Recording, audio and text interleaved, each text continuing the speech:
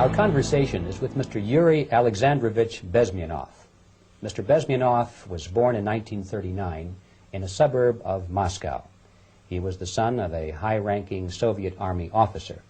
He was educated in the elite schools inside the Soviet Union and became an expert in Indian culture and Indian languages.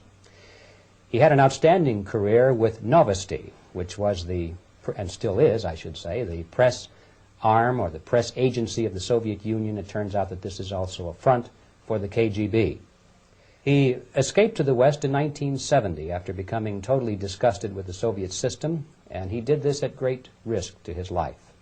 He certainly is one of the world's outstanding experts on the subject of Soviet propaganda and disinformation and active measures. When the Soviets use the phrase ideological subversion, what do they mean by it? Ideological subversion is the process which is legitimate, overt, and open. You can see it with your own eyes. All you have to do, all American mass media has to do, is to unplug their bananas from their ears, open up their eyes, and they can see it. There is no mystery. There is nothing to do with espionage. I know that espionage intelligence gathering looks more romantic. It sells more deodorants through the advertising, probably. That's why your Hollywood producers are so crazy about James Bond type of thrillers. But in reality, the main emphasis of the KGB is not in the area of intelligence at all. According to my opinion and opinion of many defectors of my caliber, only about 15% of time, money, and manpower is spent on espionage as such. The other 85% is a slow process which we call either ideological subversion or active measures, активные мероприятия in the language of the KGB, or psychological warfare. What it basically means is to change the perception of reality of every American to such an extent that despite of the abundance of information, no one is able to come to sensible conclusions in the interests of defending themselves, their families, their community, and their country. It's a great brainwashing process which goes very slow, and it's divided in four basic stages. The first one being demoralization. It takes from 15 to 20 years to demoralize a nation. Why that many years?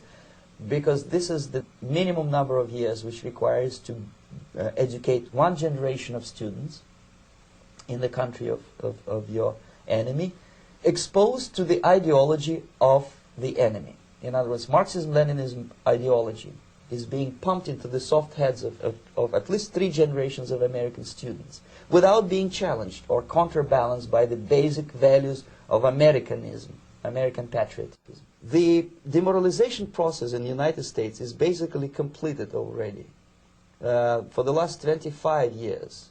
Actually, it's overfulfilled because demoralization now reaches such areas where previously not even Comrade Andropov and all his experts would even dream of such a tremendous success.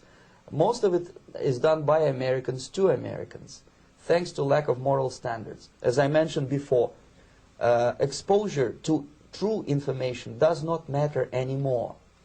A person who was demoralized is unable to assess true information. The facts tell nothing to him.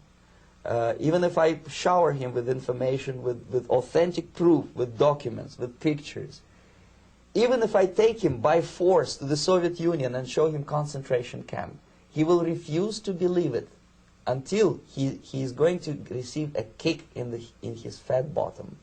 When a military boot crashes then he will understand, but not before that. That's the tragic of the situation of demoralization. So the next stage is destabilization.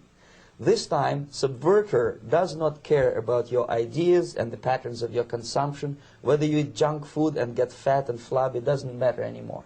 This time, and it takes only from 2 to 5 years to destabilize a nation, what matters is essentials: economy, foreign relations, defense systems.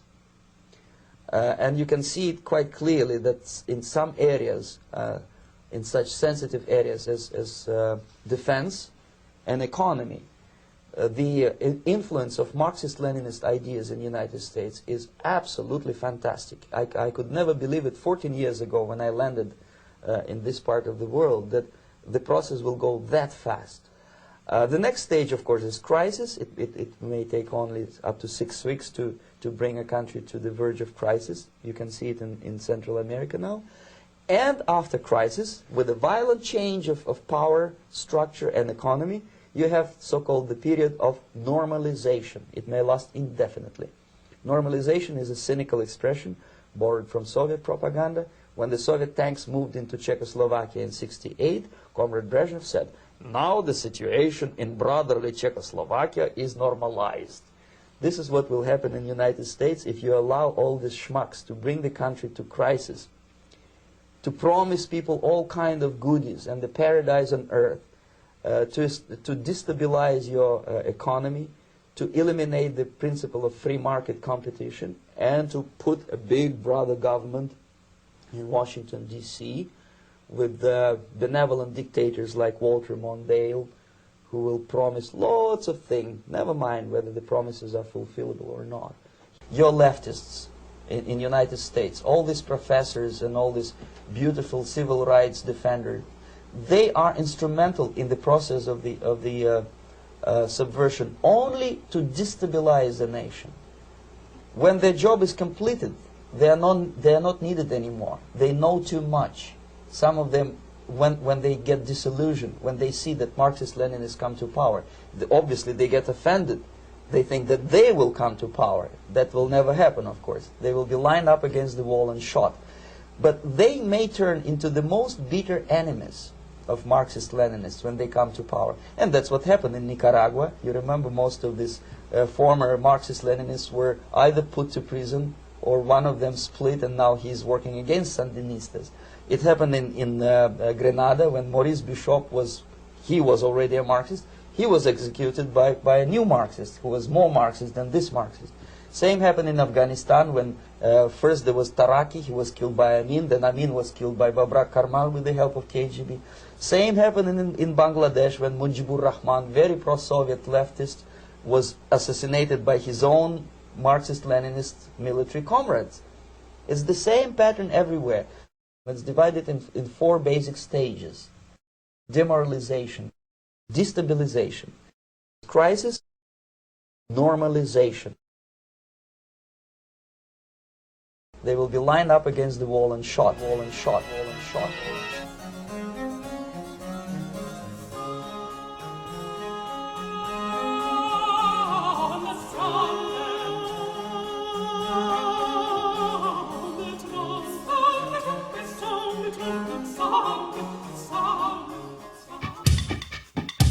Hey, is this my turn?